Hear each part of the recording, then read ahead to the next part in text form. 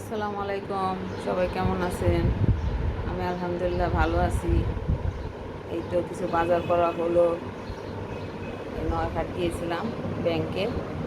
ওই যে এটা হচ্ছে আমন ধানের মুড়ি, মানে আমন ধান দিয়ে যে চাল হয় সেটার মুড়ি। এটা অনেক মজা, এটা হাতে ভাজা।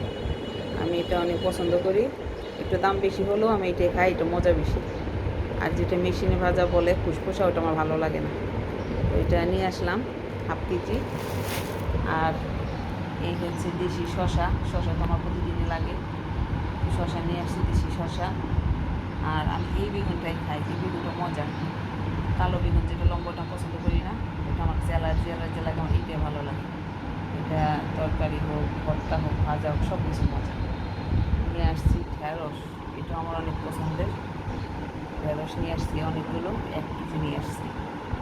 যে রেখে রেখে খাবো। আর এই হচ্ছে আসল মজা। আমার ছোট বোন নিজের গাছের আম পাঠিয়েছে, ছোটো বোন জামাইকে দিয়ে। আমাকে কল করছে, সম্ভবত আমার বাসার কাছেই আসছিলো। তা আমি বললাম আমি নয়হাটে আছি। তো ওদের আবার নয়হাটে দোকান আছে।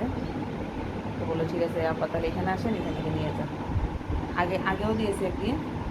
আর এই আমটা অনেক মজা, অনেক মিষ্টি, অনেক মজার আম। তা আমার ঘরেও অনেক আম আছে, কিন্তু আমার জন্য এটাই স্পেশাল। কারণ এটা আমার বোন পাঠিয়েছে, বোন জামাই দিয়ে গেছে। আর মেনলি হচ্ছে এটা হচ্ছে ওদের নিজেদের গাছের আম। এটার মজাই আলাদা, কোনো ফরমালিন নেই। কারণ এটা বাতি হয়ে তারপরে পেকেছে, এটার মজাই আলাদা। তো এই ছিল। আর আজকে হয়তো বা আরেকবার বাইরে যাব মুরগি আনতে, ওটাও আনতে পারি, দেখি সেনাও যেতে পারি, সেনা শপিং মলে ওখানেও যেতে পারি। এই তো আজকের আমার বাজার। আচ্ছা, আমার ভিডিওটি ভালো লাগলে ফেসবুক ফলো দিবেন আর ইউটিউব চ্যানেলে সাবস্ক্রাইব করবেন। আল্লাহ হাফেজ।